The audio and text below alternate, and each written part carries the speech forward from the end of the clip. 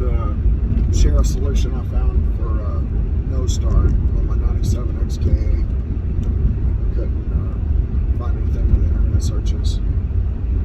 I'd have to start it 3 times to get it to fire up. What it ended up being was the canister purge valve. There's 2. There's electronic solenoid and there's a vacuum operated valve in the driver's side fender.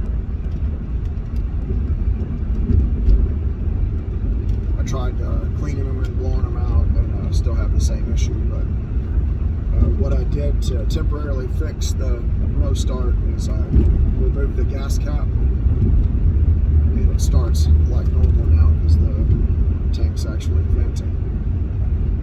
But that's a temporary solution until I can order a new purge valve. So people having the same problem. This is a 97 xk8. It won't start after several attempts. I bet that's the culprit because that's what